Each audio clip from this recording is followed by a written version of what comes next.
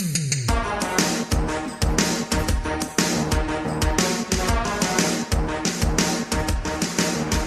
to Movie of the Year, the only podcast that has the science and the screaming to unequivocally figure out what the best movie of any given year is. This is, of course, 2001, and I am your intrepid host.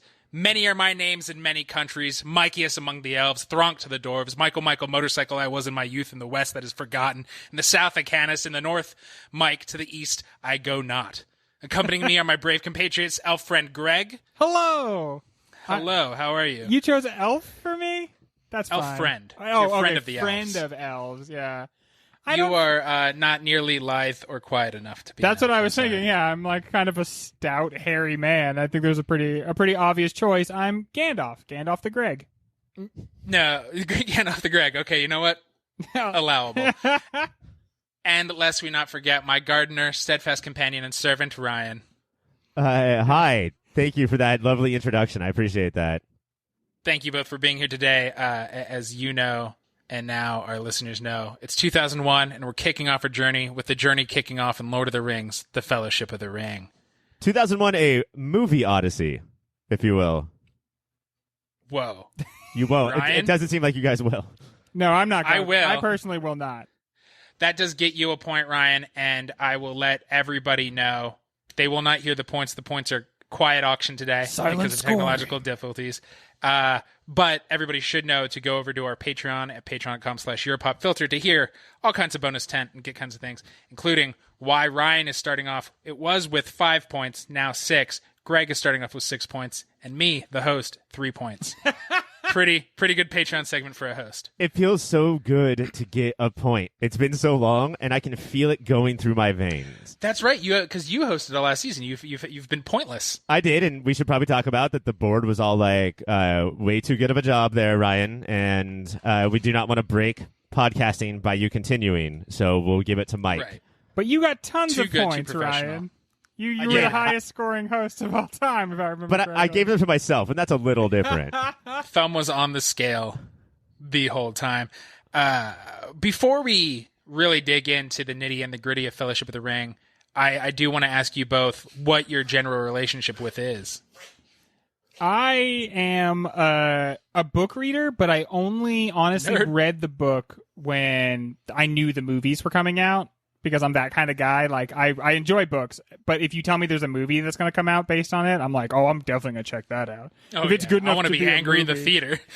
And then I loved the movie, and for I would say about 10 years ago, I got super duper into Lord of the Rings, the books and the movies, and then super duper over it for the last 10 years.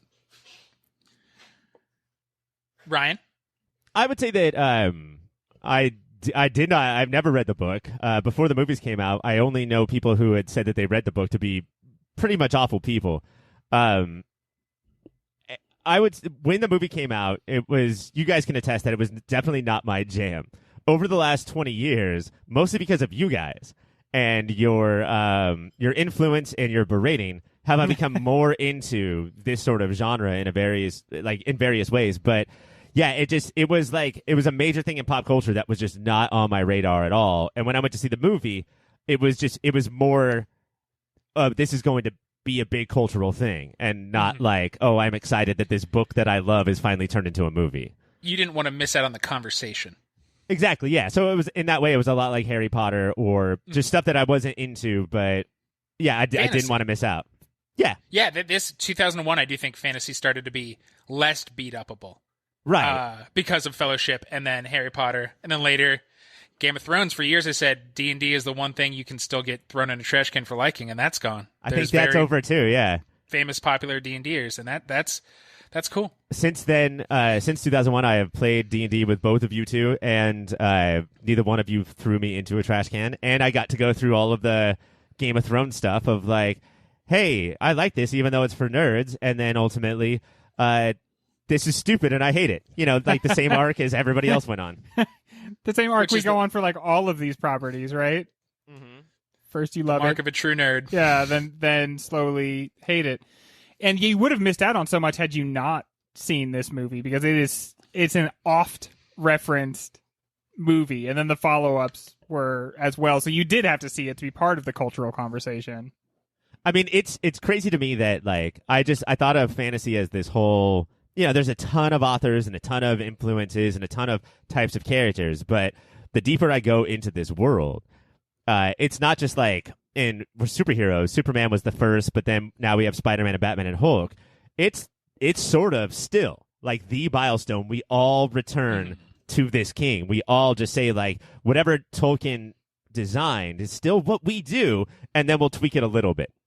Yeah, he was like a great focal point for a lot of Norse mythology and a lot of like Norse and German and Anglo-Saxon like mythological ideas, and the way in which he reinterpreted them became like our understanding of a lot of them. And so he like just by reinterpreting what trolls were, he made trolls for like a long time. And same thing with elves, because there are a lot of different elvic traditions, but his is the one that I think most people would stick closest to how most people now conceive of elves. Very beautiful.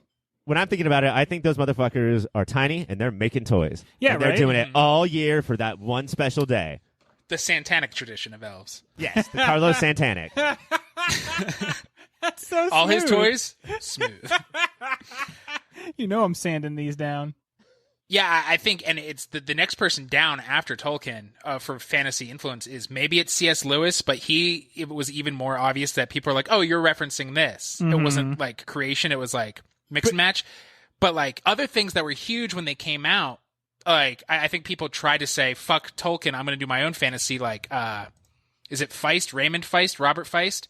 Did the Magician trilogy in the 70s, and it was clear like I want big epic fantasy that's not Tolkien, and people went, no, we're not going to pay attention to that. You're not creating anything, my friend. Yeah, and it feels like just imagine a world where like all stuff in superhero genre is Marvel, and if you want to work in superheroes, then you just have to do Marvel characters or renditions of Marvel characters. Right. I mean, like I get how the way that I look at it is like C.S. Lewis or J.K. Rowling, the name that should not be mentioned, like they work in fantasy, but to me at this point when you're talking like fantasy, like capital F fantasy, it's all Tolkien or Tolkien-esque. It's the races and the pacing and the just how it all works. It's like he just designed or redesigned a genre forever.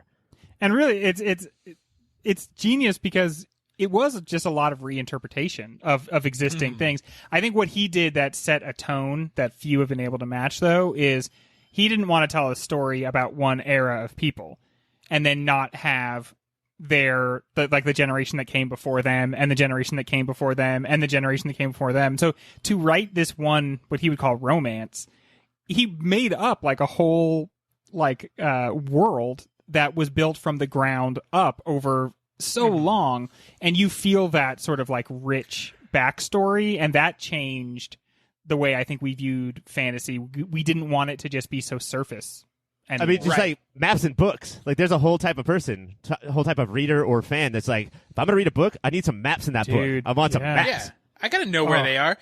And it's not just the races. It's if you dive into any other fantasy series, you're not going to just be like, here's Joe. Joe might have magic powers. Let's follow Joe. It's like, here's what you need to know about the valley Joe was born in 100 years ago first. Yeah, and you feel that with Star Wars. With Star Wars, it's like, here's your main characters, and then their parents are important and their kids are important, right? And maybe there's grandparents or grandkids that are important, but it really is focused on that generation. In the start of this movie, Cate Blanchett's like, this shit happened. Then 2,500 years went by, and I'm like, holy shit. That's how long the Earth has been around, guys. That is so long. Given that amount of pressure and everything Tolkien and the books did, overall, does the movie have that same level of gravitas and oomph and what's the word? Inspiration ability? I think based on that one question, no. I don't. I think it does. One thing that I think it really pulls off extremely effectively is you feel like as they're passing through this world, you are as interested to see the world that has come before them as you are to see the world that they're in right now. Like everywhere they go, they're like, oh yeah, this is the ruins of that one huge watchtower. Oh yeah, this is like clearly the ruins of like a big ancient city that is now just a forest, and there's like some statues. But like I don't feel that when I'm watching. I can see that they're in a boat on a real river with, the CGI giant statues that have giant feet and sandals. Like the guy could not find. I knew. There's so many times where I was just like, Ryan's gonna hate this. I couldn't find enough rock to put shoes on that fucking feet. But I don't look at it as a monumental movie, like an influential movie, like I do. Like I've heard the books are, and I know the books are. What this means to me is like sort of the reverse. It's like the books were influential and changed everything, and now we're gonna make movies that do not, so everyone can enjoy the book. It doesn't seem like the book can really be enjoyed by everyone. But Peter Jackson, his goal was not to change how movies work, like how Tolkien changed the genre. It's instead saying, I love this. I want everyone to love this. And so that's my job, is to take it and make it so everyone can love it, which is admirable and awesome. And I think he did it, but not like, I'm just saying based on the way that you asked the question, Mike, it can't do the thing that the book did. Well, let's dig hardcore into it after this break. Hey guys, thank you so much for listening so far. And let me just tell you that everything ahead of this commercial is much better than what came before it. That's my guarantee. While I have you here, let me tell you about a website. It's called yourpopfilter.com, and it's everything you need that's related to Pop Filter. Everything Mike, everything Ryan, everything Greg, everything Cassie, everything is there at yourpopfilter.com. While you're there, go to yourpopfilter.com/Amazon. Make that your new Amazon bookmark and do your shopping from there. That way, we get a little piece of the action, and Amazon doesn't. Make sure you're also listening to everything that Pop Filter has to offer, which includes the Superhero Show, a podcast that covers every single TV show that's based on a comic book or comic book property, and Movie of the Year, where we sit down and try and figure out what is the single greatest movie of any given year. That's Superhero Show, that's Movie of the Year, and that's yourpopfilter.com. Rate, subscribe, review. Bye! 47 years after its original publication inspired nerds to do silly voices while rolling D20s, dozens of Led Zeppelin atoms, thousands of books, and a couple of weird-ass cartoons. A splatter horror cult director from New Zealand was given the chance to direct all 3 Lord of the Rings films. Peter Jackson directed the trilogy back-to-back entirely in New Zealand with minimal studio oversight, doing pretty much whatever he wanted and inventing special effects along the way. Fellowship of the Ring was said to have felt like the biggest indie movie set ever made. Praised by critics and fans alike, Fellowship was considered to be a landmark in filmmaking and an achievement in fantasy, making even normies appreciate this dorky-haired kid and his special ring. It grossed $887.8 million worldwide, making it the second highest-grossed film of 2001 and the 5th highest-grossing film of all time upon its release. TasteBudz, I ask you this. Hobbits are innocent and lazy. Goblins and orcs are evil beyond reproach. Dwarves hate elves and love battle. Elves are better than pretty much everybody, but men are the best just because. How comfortable are we with the way races are portrayed in this world, where all races are very much one particular way, divided into good and evil designations into black and white terms? I really tried to go into this movie like I needed to get an escape, right? Like this is not our real world. And so I didn't want to go into watching this movie with my arms crossed and being like, all right, the second you fucking offend me, movie, represent. I'm going to get offended. But there are some awkward conversations, Greg. You don't think so? Oh, yeah. The whole thing is fucking super uncomfortable. No, I think it's awfully uncomfortable. The whole idea that like races are like one thing or another, including some that are naturally good and some that are naturally bad. The way that within the world of the story, there is just a ranking of who is the most good and who is the most bad. And like the Ranger Strider is not just a human, he's a Numenorian, and so he's like a better type of human that is being like sort of bred out of existence because there's fewer of them and they are just like interbreeding with humans. There's the idea of like orcs and goblins being interbred to form like an even more devastating, evil, terrible warrior. Less white, less man warrior. Yeah. The Uruk-hai. I had a question about that because they use goblins and orcs, and so I can definitely tell the Uruk-hai are different than everybody else, but it just felt like they used goblin and orc interchangeably, which the rest of fantasy does not. They are distinctly different physically, but these, it does not seem to be that crazy different. And, like, I don't know. I don't know if the movie was super clear on this. Do they take all of those seeds and then they plant it in their evil caves, and then the guy bubbles out as a full-grown human and he's bred to just hate the white man? Well, he's not human. Yeah, I mean, that is what happens. Like, yeah, they're birthing them as full-grown, developed. Out of the dirt, Yeah, right? like out of the earth itself. And there's no raising, there's no children, there's no like youth. They just come out and they're like, all right, yo, what do you want me to do? Who do you want me to kill? Yeah, that's that new double evil Uruk-hai that Saruman. That you've been hearing about. These names are so fucking similar. That Saruman like perverted himself to be able to be like this god who created this new race that had never been around, right? So it's like people who are super into like corgi poos. Yes. But if corgi poos were bred to kill the white man. But they were like, and they also, because like as Saruman mentions, orcs themselves are like fallen elves. Elves, yeah. So they used to be as good as elves, but were like mishandled and tortured and manipulated until they had fallen and were now like just naturally Ugly. evil. And I'm sorry, the elves. So there's two elf lands, right? There's Neo's archenemy, and then there is my archenemy, Kate Blanchett, and they both have two separate elf homes. Brunette elves and blonde elves. Okay, perfect. Because why not? Yeah, let's just have as much separation as we possibly can. The Hugo Weaving, the brunette elf, he's saying that we're going to be gone soon. What are you going to do? You're going to trust the dwarves to be on your team because we're going to be gone. Is this just white flight, basically? Yeah, it is. It's white flight that elves and dwarves hate each other, but everybody sort of agrees, even if they grumble, that men is the best because they have the most flexibility. Like, every race is either one way or the other, but men are like, we can do whatever we want and live way shorter. So they're like, yeah, you're the great. So it does seem like men are the whitest of the white in the movie terminology. And I mean, I think I think that you fall into the trap if you're constantly trying to see like what each thing actually equates to. Right. I think that the what is so corrosive about the thinking doesn't have to like match up to like any real world race or anything. It's just what's so corrosive about the thinking is the idea that like, what do you like, where in your evidence have you seen like subhuman human-like creatures? Like where are you getting that idea from? That's the idea that we have to eradicate, that like any of them would be anything other than just a multi-dimensional people. Right, because the thing that even though I said that I did not go into this movie looking for this, obviously I always am. And of course, 2020 is such a year where it made Lovecraft a fucking superstar again. And we've talked a lot about Lovecraft's feelings on different races. So yeah, I guess, Greg, I was looking for that like one-to-one thing of like, oh, he thinks they're this and they're this. But it's not that. It's not like, it's just that if you are a race, no matter what, but if you are a race, then you only have these tendencies, and we should just accept it as science. Like, why try to fight it? Like, they're just going to lean into it. To defend it, because there is that at the start, but I think, so there's the obviously evil races, but the other kind of way to be racist is like, they know not what they do. Those little tiny childlike hobbits, but Frodo the most, but really all three of the hobbits, or all four of the hobbits in the Fellowship, are all growing and doing un-hobbit-like stuff the entire movie. So it does feel like it's way quieter because nobody points it out the way they point out how different our races are.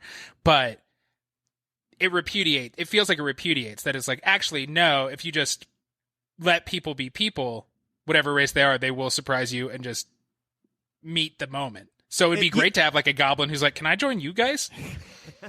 Yeah, we should have had that. That's how you guys let me on this show. The Hobbit one is weird because I think it's like sort of like the least offensive, but it does remind me of this time where other movies were made, like the 20s and 30s, where the way that people talk about hobbits reminds me of something else. Of just like these lazy party having children, basically. Dancing and jiving, children that like just, again, Mike, like you said, they just don't know better. We would love for them to be smart, but they just don't know any better. Gandalf says about the hobbits that like you could learn everything there is to know about them in an afternoon. Like that's really rude. Like there's no way rude. Yeah, because there's no way there's any group of people that you could learn everything about right away unless you're Gandalf and you kind of view them as like your little babies. They're like this little pretend, right? You know, but doesn't even he who knows everything, isn't it about him learning like, oh shit, I thought I could learn everything in an afternoon, and still the following of that quote is, and still be surprised. Like, yeah. Yes, I know. And so, like, him saying that was like, okay, so Gandalf, you're cool. Until the way that he talks to Pip and or Merry when he drops the bucket down the well, that's some fucking some racism shoots out of Gandalf's mouth right there. Or Sam when he bumps his head out of the window.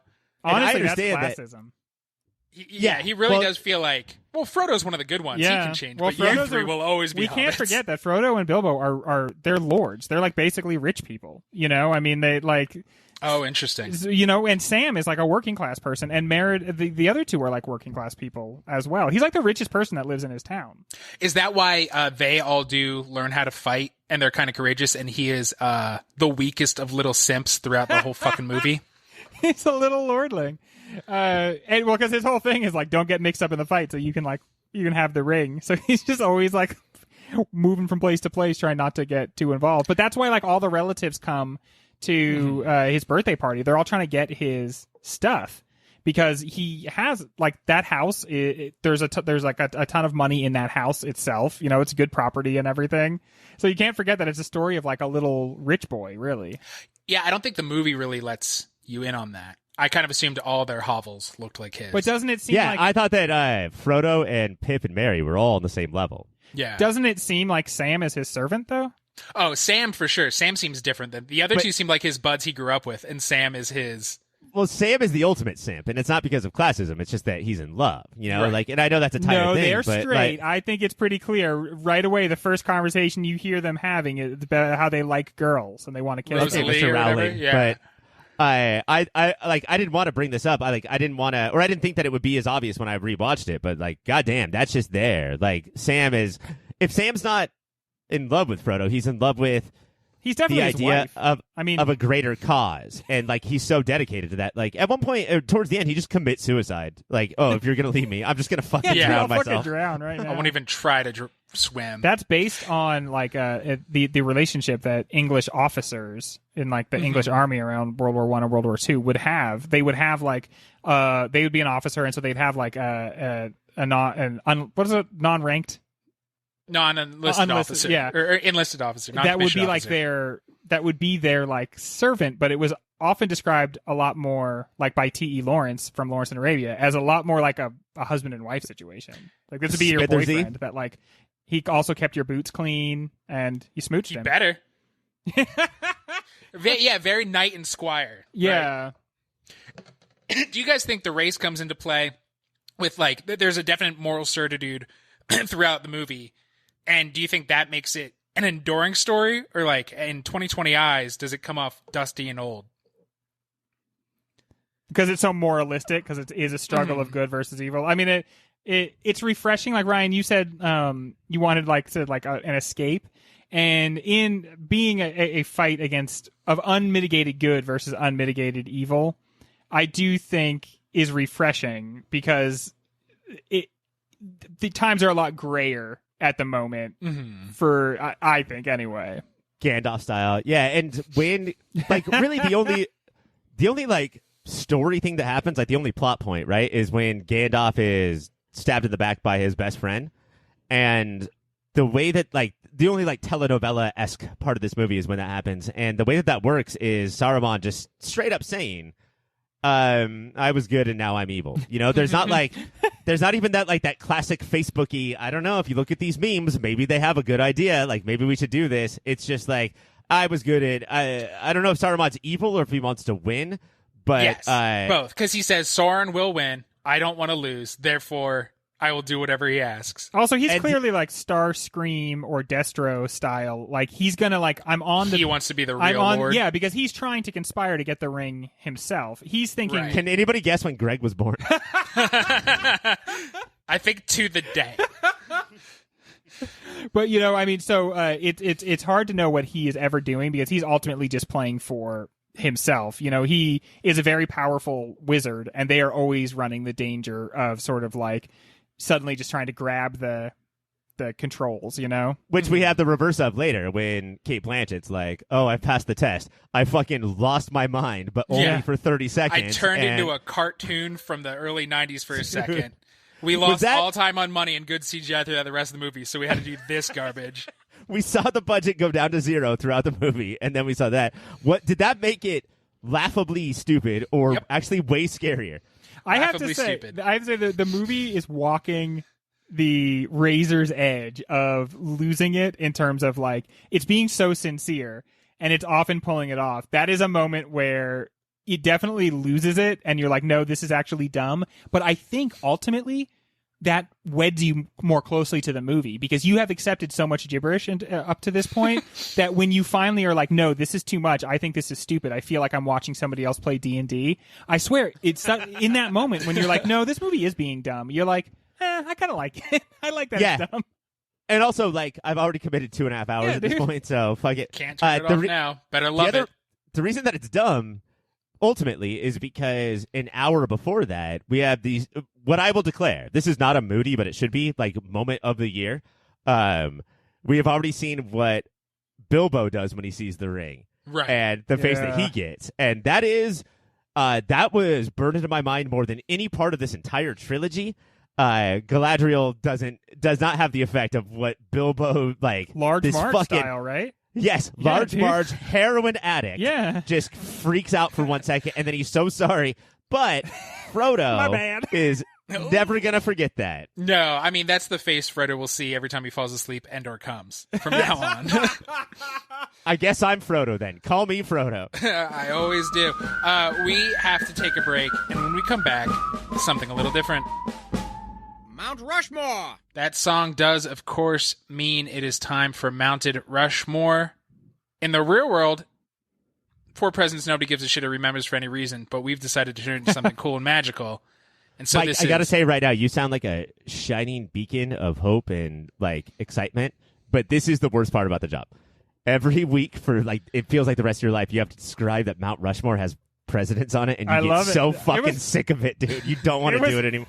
It was one of my favorite parts of being the host because I never had any idea what I was going to say about Mount Rushmore, and it was often interesting to find out. Who knew that's what I thought about it? Yeah. This is, of course, a Mount Rushmore dedicated to 2001. Today, specifically, television. What are the four most iconic television characters and or TV shows of 2001? I got through it. And we will start with Greg.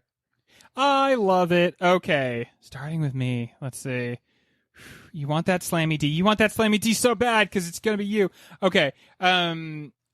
There are a lot of good episodes of this show, and this was not the season it came out. In fact, I believe it was the 5th season. But I would like to submit for Mount Rushmore one Bobby Hill, who in this 5th season declared, "I don't know you, that's my purse," and began to kick everybody in the nuts. He takes a women's self-defense class, and he becomes a bully. But because he was taught this women's self-defense class before he like bullies somebody and kicks them in the nards, he screams out, "I don't know you," or "That's my purse." I do have to take exception to this particular episode because this episode, like, if Hank finally calls in Peggy, and then Bobby kicks her square in the nuts, and it doesn't work. And I understand that flaps. women.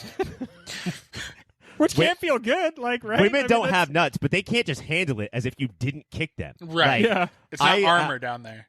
What that taught me was that you can just kick women right there, and it's totally fine. And that is not the case, gentlemen. No, that's not true. Don't learn that lesson. So I Married an Axe Murderer. Don't they? They haul off and kick each other in the crotch a few times, and it's man to woman, and they both like take a moment. Yeah, don't be kicking your ladies in their undercarriage. That's not funny. That's great advice. Point to Greg. Does that mean he's on? No, that was just for don't kick your ladies in the undercarriage. Oh, okay. That's a different thing. And then I spazzed out and hit my mic. How many seasons of King of the Hill were there? Total 17 or 18. 17 or 18. Debbie Didge. I'm gonna have to put this on a maybe just because those long running shows, it's hard to argue for that specific year. Though that quote has come back in memes recently. Yeah, I mean, Bobby I think as Dr. Manhattan. It's one of the most iconic King of the Hill moments, I think. Ryan, what do you got? Guys, this is from a time where primetime network TV ruled, and there was only one person. You'd think he'd only be on daytime, but now he is also taking over the nighttime as well, and it's Regis! Regis is on the prime time, and he is hosting Who Wants to Be a Millionaire 2 times every night through the entire year, and it is the biggest. It was Twice a night? huge. Yes. That's it was, too much. During prime time, it was a phenomenon. Everyone wanted to see who wanted to be a millionaire. The answer was everyone. It's a stupid question. But I remember sometimes they'd bring someone up and you'd be like, I don't care to be a millionaire. And they'd be like, okay, well, you got to leave. Keep on moving. All right. That's the first question. First question. Have you guys seen that clip of the dude who phoned a friend on the $1 Million Question, and he phones his dad, and he's just called like, his dad, yeah. "Oh, I know the answer. I just wanted to let you know I'm about to win $1 million." You know what's weird about that? I can't remember exactly what the question was, but as you got into the higher rounds of that game, the questions were brutal. Because they were for like $1 million. And the question he answers is so easy that it made me think it was a little bit of a setup, because I think that might have been the first time anybody ever won it. And it was such a chill moment. He calls his dad, and he's like, "Hey, Dad, I don't need your help here. I just want to let you know I'm about to win $1 million, which after taxes, that means I'm taking home like $6.50, buddy." $6.50. Yeah. $6.50. So are you declaring quiz show on Who Wants to Be a Millionaire? It's just interesting. I'm just asking questions. No, don't be that guy. I just loose changing Who Wants to Be a Millionaire. I was surprised because I remember watching that show and being like, these questions get hard. Like around $32,000, it's like, dude, nobody knows this stuff. And the last one, you would expect to just be the hardest question you could possibly ask, and not, who was killed by Aaron Burr. Hamilton.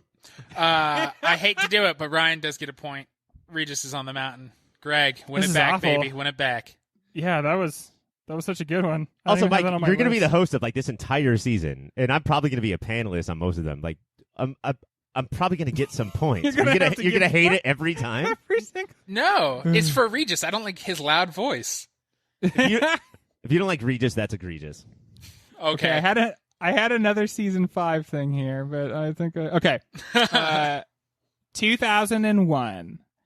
Everybody wanted to see some hot anti-terrorism, but we wanted it to be starring a movie star. But we wanted the events to occur in real time. But we wanted all that to happen in 24 hours, and we demanded the only show that promised all these things. Which is Kiefer Sutherland in 24, a show that was so ridiculous, and it was just Kiefer Sutherland running from one location to the next, torturing people everywhere he went. Because this was right after 9/11, and America was like real into the idea of maybe we should just torture folks if we think they're going to harm us. What if we don't do the right thing? What if we do the wrong thing and win? And at the same time, people are like, whoa, no, actually, it's a very bad way to get information. There's this show on primetime television where this dude is just running around hooking people's nipples up to like car batteries. And just never to get pooping. An answer. And never pooping. And also, everywhere he has to go is in LA because he has to be able to get there like in just 40 minutes. Yeah, I want 6 hours straight of him on a flight to Philly. And he's just like reading for a whole You're hour. going to need to bring in the world's like premier handwriting specialist. He lives 2 blocks over. Let's go. See, all of this could have been handled if, instead of Jack Bauer, they made it the Rocketeer. If the Rocketeer, he could have done all of this in 24 hours. Okay, hang on, Ryan. Explain this in great detail. Miss all of the traffic, and also when you want to torture someone, turn around, turn your jetpack on, and you burn their balls off. That kills them. Do not burn your lady's undercarriage. Keith has to be on this mountain. So we got Keith. 2 craggly-faced fucks right on up there. Ryan. Guys, 2001 was the year that changed everything, and you know how much I love scripted TV, but... For sure, dude. And... You're always talking about that. You never shut up. It's what Guys, most of I my love T-shirts say. But, as Greg said, maybe Who Wants to Be a Millionaire was scripted. What if this other one was as well? The king of TV, 2001, was a skinny asshole that nobody liked that made $1 million on Survivor. It's Richard Hatch. God damn it. Hatch. If we're doing TV, then he's got to be here. If we did villains of 2001, if we did villains of the first 10 years of the century, like Richard Hatch fucking sucked. Also, he created Lost. What's in the hatch? It's Richard. That's right. It's Richard Hatch has to be on here. We all remember that quote. And why was he such a bastard? I don't know. Okay. I never watched it. I did watch this show. My whole family used to gather around to watch it. And his whole thing was, okay, this is like a game where we're all supposed to see who can last the longest. So he's the one that invented like alliances. He had a lot to do with like how now these games are actually played, because he was like, well, it's a game. Everybody else was like, this is the real world. We're going to hang out and just be real. And so he was like basically lying and manipulating the Love entire him. time. What a hero. And did not wait for season 4. He was like, season 1, let's get this going. Yeah, and it set the tone for what the show would be. So I think it's a good choice, and it got people so fired up that it brought a lot of attention to Survivor. Yeah. I think, Survivor was, as Greg said, the family would gather around. I think the Hatchman has to end up here, which means we have 3 spots in. We're going to go back and forth for a bit. Greg, what do you got? Okay, 2001 was the birth of Adult Swim. And Adult Swim was the sort of rebrand of the Cartoon Network. It is technically its own network, Adult Swim, at that time. So that it like has different laws that apply to it, I guess. But Space Ghost, Coast to Coast, Sea Lab 2021, Aqua Teen, Hunger Force, The Brack Show. Squidbillies Came around a little bit later. Home Movies was around at this time. Venture Brothers. But it kind of changed what TV humor was like. And honestly, like, we wouldn't have Tim Heidecker in like fucking Us if it weren't for the fact that he was on Tom Goes to the Mayor and the Tim and Eric Show and everything. And it gave a space for this alt comedy to actually come into the fore a little bit. I seriously remember going to like weird film festivals in the 90s where they would show animated movies. And Was you'd it have to Spike and Ike's Sick and Twisted Yeah, exactly. And some of them really were sick and twisted, but a lot of them were goofy. And this, like, they brought that energy to actual TV. And I was like a stoner who stayed up till 4 a.m. at the time instead of a stoner that goes to bed at 8:30. So like I would like be watching this stuff until like the breaka. And are you saying Adult Swim? Adult Swim, yeah. I'm just gonna say the whole thing. All right. I guess if you want a head for the mountain, I would definitely put Space Ghost, because that is kind of like, even though that was conceived in the 90s. That was like, he was kind of like the grandpappy of like all of Adult Swim. 2001, A Space Ghost Odyssey. Goes to see. Let's speed round this. Ryan, what do you got? 2001 was the highest rated year for this show that I do actually think sort of changed TV a lot. It's hard to imagine. And if we're going to pick somebody that represents the show, that made it okay, like very carefully, like with a lot of thought. You said speed round, Mike? Weird way to speed round, man.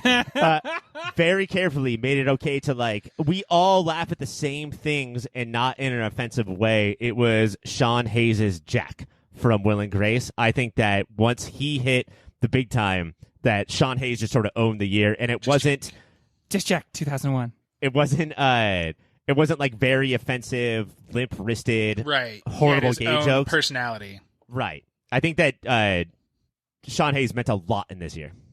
Greg. This was season 5 of Buffy. Buffy enthusiasts will tell you season 5 is among the best. Buffy. Mike, have you heard of the show, Buffy? I have. Do you remember season 5? Do you remember how big season 5 was? It was huge. It is not Mike's pick where you get 3 points if you get that show, but it's a good show. Ryan. Yeah. It's had to be. I can't believe you waited this long. A very Ryan pick. Could I do another speed round? Yes, please. Undeclared. Shut up. Love it, but shut up. Had the foresight to release a show in 2001. They chopped it up to bits. They showed it all out of order. None of it made sense, but it's actually still a fucking dope show. Undeclared. Your 2001 television Mount Rushmore is Regis Philbin, Kiefer Sutherland, Richard Hatch, and Space Ghost, Coast to Coast. Hell yeah. 2001, what a time to be an older white dude. When we come back, more Fellowship of the Ring. I just got a text from Stephanie that said, I can hear your Ray Romano. Well, that is very, very funny. Or very sad, and perhaps now you have something to think about. Or very problematic, and perhaps we have something to think about. But in any event, I'm sure you have some reaction to what you're listening to. So why not check us out on the social media? You can go to Instagram or Twitter and find us at YourPopFilter. Email contacts at your pop filter. Hey, everybody, keep watching them movies. TasteBudz. Peter Jackson turned a fantasy travelogue into a 3-hour blockbuster holiday action movie. You want me to start that again? No, I do not. Dude, You liked the holiday? How dare you? Continue. So, does the pacing make up for the sacrilege of making a movie twice as long as any movie should be? And how necessary is all the action? Do the set pieces hold up from a suspense angle, if not CGI? Which one do you want us to answer first? Jesus Christ. What are you, a reporter in the White House right now? I'll go with the curly-haired guy. He's giving you a look. The pacing of this movie is the most amazing part of it, because this book is like all of the books are just, like you said, a travelogue. They're just like, and then they're walking, and it's gonna take like a week to get there. Remember when they walk in the movie when they first get to Moria? Gandalf's like, this is going to take 4 days to get through. 4 days? You're going to walk through these mines for 4? That's crazy. That's such a long time. And so the fact that this movie is basically nonstop wall-to-wall action with only a couple of breaks to hang out with elves is actually pretty fascinating. Like, he really did tune the story up. But I do think that it is too much. And having never read the book, I don't know what is important and what is not. According to the book, like I've been told about Tom Bombadil. Uh-huh. He's not that big of a Tom Big-a-deal. Okay, good. But first of all, I want to give some credit to Howard Shore, right? The composer who can make I would say the most iconic shot, other than Bilbo freaking out about his ring, of them climbing up to the top of the mountain and then one at a time going through there. Like this, a lot of this is Howard Shore, and I think that he does the work that makes the non-action scenes. He helps out and makes them powerful. But fuck, man, especially towards the end, it's just like, it feels like they're looking at each other and me in the same way that I'm looking at them, of like, another monster? Like, it's like, oh, don't rile up the waters because we don't have fucking time. But then, of course, Pip and Mary, the two fucking worst characters in movie history, rile up the goddamn waters, and now we have an octopus that we did not need to deal with. But see, Ryan, what are we doing that's here? the thing. That's because when you carry the One Ring with you, you like bring out all the bad stuff in the area. Like the ring calls out to all the evil stuff around it. But I do think, thinking about pacing, because pacing works with tension. So I get that it calls out the bad stuff in the area, but it like zoomed in on that water, and then they went inside for a second and ran back outside. You go, oh, that thing we didn't see in the water is going to grab them now. Like, it's like your Universal Studios tour missed the Jaws part, and then they flick it in reverse and be like, oh, we got to do this, I guess. I agree to a point with you, Greg, that how they fit in so much, and it wasn't somehow longer that the pacing worked, but on a minute scale, the pacing never worked for tension. There was never tension in here that I felt worked, and that's also pacing, where like the big running scene with Arwen and the ring wraiths, it's she's running forward and they sort of run forward, and then they turn a corner and then she runs forward and then they sort of run forward, and at no point are you like, oh no, what's gonna happen? Like, it was surprising how no tension was in any of the fight scenes, except maybe the one where he has the sword and the flame, Aragon. You could just tell that they're bad at their fucking job, even though they're like dead king, ghost, dark, black horse riders that like they just suck. And when they're almost close, then they'll get in formation a little bit further behind her, and then when she makes it to safety, another thing will happen. As opposed to when Aragorn. Mm-hmm. Is talking to Liv Tyler. I'll just use the real names. Liv Tyler, and saying like, hey, you gotta make sure that this Frodo kid is like safe. And she's like, yeah, I'll do it. Or when they're talking about how much they're in love with each other. Or when Boromir is teaching the hobbits how to fight. Like the little moments. Yeah. Like this felt like the little moments were what I was waiting for, and then had to sit through the action, as opposed to the little moments were a break from the action, which is how typically these franchises work. Yeah, I guess I always liked the action in these, and as to the tension not, maybe being real, I always thought it was interesting the way it constantly did push the narrative forward. They're like constantly trying to move forward in this in a way that in the book they honestly don't always try to do. But does that like, give it like a video game feel? Right, it feels like a video game or Mousetrap. Like it feels cold.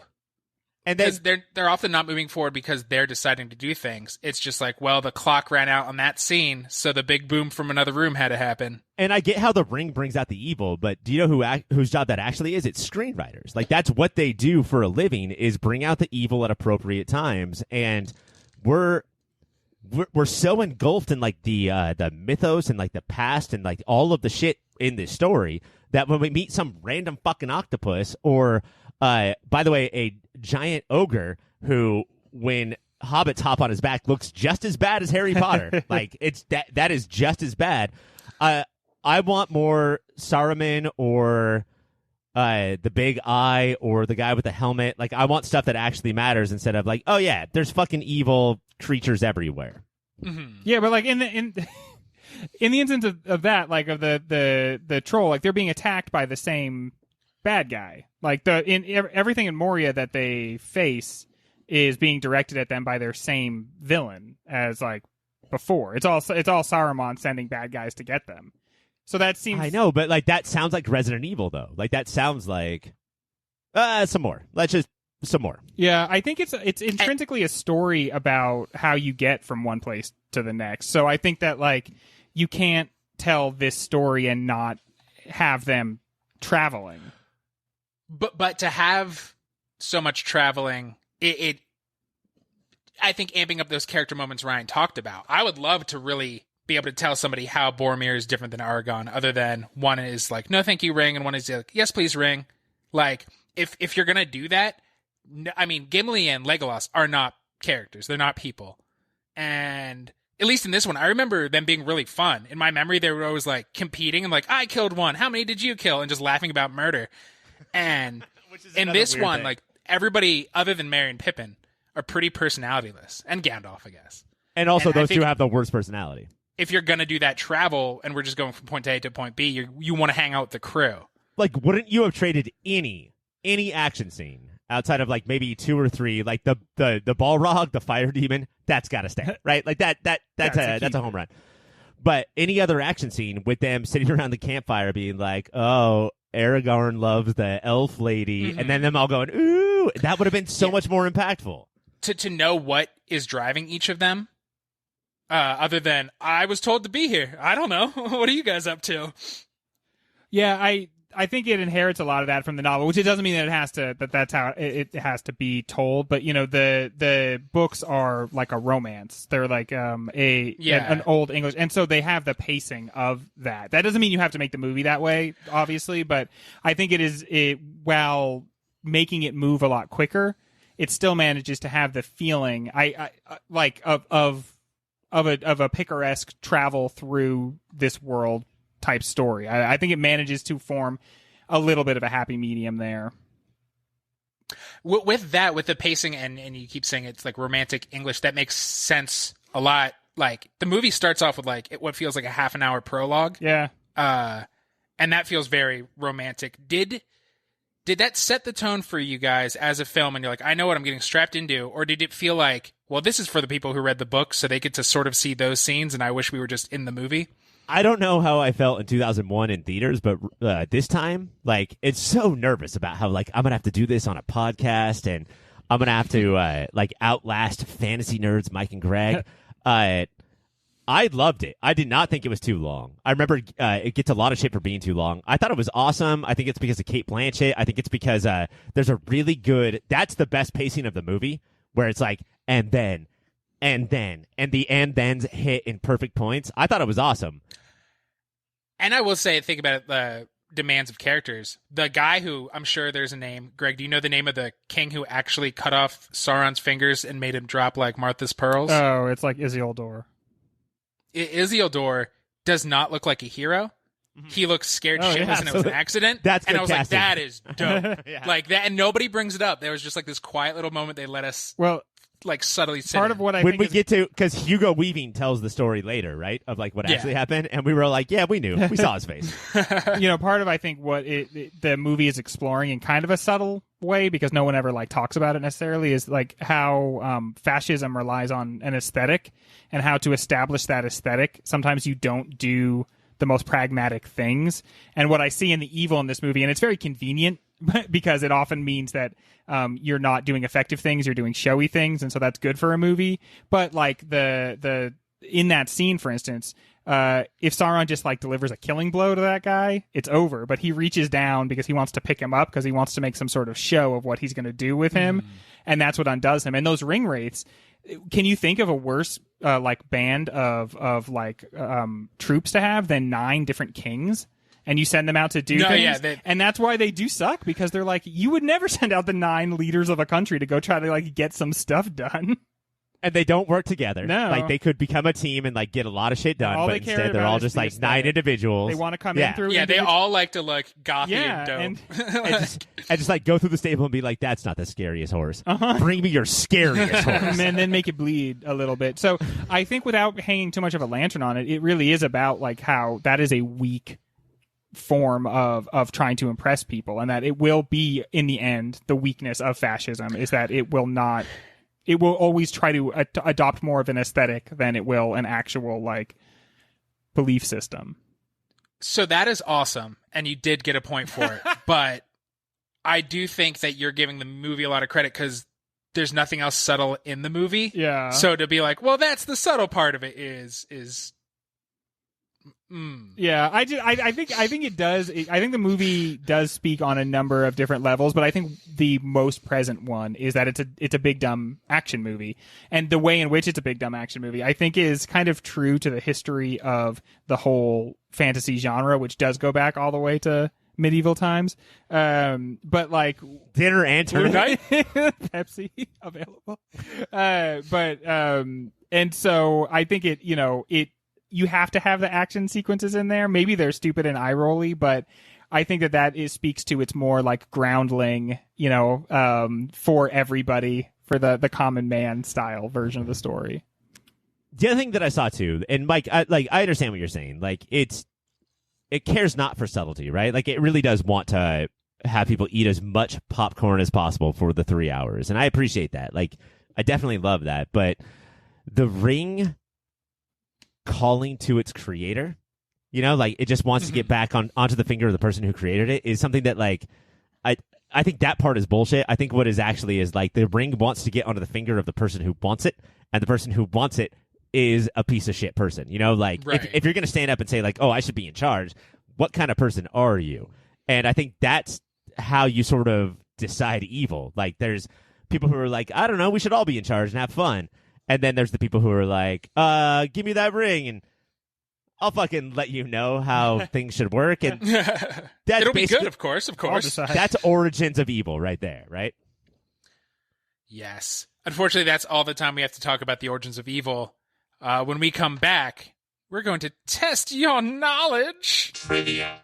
Of course, that little robot saying trivia means it's time for trivia. I was going to say Rushmore. Damn it. The rules are simple, but the game is hard. I will ask a question, then you will call in with your name, and if you answer it right, you get a point. And if you don't, the other person gets one chance. And so you say your name right, you get a point. No, you have to say your name right and then answer the question right. Oh man, it's a 2-step. Gweb. Ah, damn. I don't know who that should be. So, any questions, gentlemen? No, you have questions for us because you're hosting. No, I'll do trivia. I have some questions for Mike. Now go. I guess Mike, go ahead. Question the first. What year did Lord of the Rings originally come out? Ryan. 1953. No. Greg. 2001. That's awesome. Yeah. Question the second. Other than The Frighteners, name a pre-Lord of the Rings Peter Jackson film. Greg. King Kong? Nope, that came after. Ryan. It's pretty bad guess. Right. Dead Alive? Yes! Dang. Dead Alive is dope. Question the third. Which actor was so afraid of flying he would hike in character to the mountaintop scenes while the rest of the cast would laugh at him from a helicopter? Ryan. Greg. Aragorn. No. Ryan. Is that a no? Because that's a Not an actor's name? Not an actor's name, but instead a character. It is. I will give you Ian this. It is McKellen. either the character or the actor. No, it is Sean Bean, the headless man himself. He's like, you know what? I know that I'm always in danger of dying, so I'm not going to get in a helicopter. What pulpy fantasy series got Mike into the genre? Greg. Dragonlance. Yeah, boy. Somebody listens when I talk. Fuck this. And see, that's a perfect example of you have a wizard who does magic. He doesn't also then fucking swing a sword around. Yeah, he's allowed to hold like a 2-inch blade. Oh, Yeah. my God. Jesus I Christ. was wrestling Marjorie for Halloween one year. Nice. What fantasy movie is better than Fellowship of the Ring? Ryan. Labyrinth? I actually don't know if that's true. Greg. Willow. Willow. Sure, I'll say no to Labyrinth and yes to Willow. No, both of them are better than Fellowship of the Ring. You both get a point for that. That's What mean. other distinguished What was the actors answer? were- Both. Oh, there's a lot. Lady Hawk. No. What distinguished actor is almost Gandalf? Greg. Patrick Stewart. Yeah, boy. Damn. Is the Dragonlance cartoon any good? Ryan. Greg. Ryan. Absolutely not. No, it's very disappointing, despite having Lucy Lawless as one of the voices. How long was the Fellowship of the Ring? Or no, how long was the entire film shoot? Greg. 2 years. Ryan. No, Ryan. 297 days. It's the exact amount of days of Apocalypse Now, which feels like he did it on purpose. And how many days is that? 12. Yeah, no, Ryan got it. Which Tolkien book and movie adaptation has Mike never seen or read? Ryan. Mad Max Beyond Thunderdome. Who can forget J.R.R. Tolkien's Mad Max series? Oh, Greg. The Hobbit? No, it's Return of the King. The Never Harbor? read it, never watched it. So you saw the first two and didn't see the third one? Yep. That's how you Kind of on introduce purpose. yourself to people at parties. Yeah. Yeah. I once went to a Lord of the Rings party in high school, and it started like at 10 in the morning, and we were watching the director's cut. So after it was like 7 p.m. after the Two Towers ended, I'm going home. I can't. I can not have sex at home. What is something Mike has annoyingly said about Tolkien too often? Ryan. Ryan. His name is basically Ryu's power move. J.R.R. Tolkien. I wish I said that. Wow. Greg. Greg. A lot of times you go, when you answer your phone, you go, "You're Tolkien with Mike." No, I wish I said both of those things. It is better than, yeah, builds a good world, but can't fucking write. So, Oh, burn. last question. D&D, is it fun? Greg. Ryan. Greg. D&D is actually not fun. Ryan. Despite not having fantasy genre leanings, I have found it very fun thanks to my DM, Mike. I And will Greg, give and you... Greg. And Greg is also my DM. I was going to give you a point for being the right answer, but yeah, I'll give a friendship point for saying Greg's a great DM. And Greg gets a DM point. Can I just ask? You've mentioned a lot about friendship points. Are they related to the game, or are they just like a different category of points that you keep of us as friends? Oh, they're in the game. It's like for the love of your friend, as if you were some sort of Samwise jumping in the river just to prove that you the love of your friend, maybe the other person will get a point. You get a friendship point for that. I like it. I like that. I think it's a very good idea. I also think it would be kind of funny if you were just scoring us across like a bunch of different things. Some of them didn't have anything to do with the game. Oh, that's a DM point for Greg. Gonna keep him on for later. Ryan gets 2. He shared this morning points. And are we to expect friendship points for this entire season? Maybe every movie will have a different kind of point related to the film fellowship itself. points? These are fellowship points. What they call fellowship, I call friendship. We are the friendship of the pod. That is all the time, unfortunately, we have for trivia. But when we come back, more movie. Hola, Filterinos. I just wanted to interrupt real briefly and say thank you for listening. Thank you for your support. If you want to support us a little more directly, you can go to patreon.com/yourpopfilter. There, depending on what tier you pick, $1 a month, $5 a month. If you're crazy, anything more than $5 a month, don't do that. You can get extra content. There's extra shows, extra series, behind-the-scenes stuff. You could pay for Ryan to draw you a picture. I can write you a poem. You can get the shirts off our very own backs. All of that and so much more over at patreon.com/yourpopfilter. While you're on the internet, you should check out Shady Monk. He does all the tunes you've been listening to. He's on Bandcamp, he's on Spotify, SoundCloud, wherever kids get their music these days that I'm too old to know. Shady Monk lives there. You can probably follow him on Twitter and Instagram as well. That's Shady Monk. Wherever you get music, check him out. TasteBudz. This group of actors became iconic together, and the ones that were not already giant stars became stars. Do any of the performances or characters stand out from the group, either in a good or bad way? Well, I think I've said a couple times so far tonight that Pip and Mary go far beyond like the classic Disney, like Sebastian and Scuttle and Flounder. Like, well, you really just picked Little Mermaid there.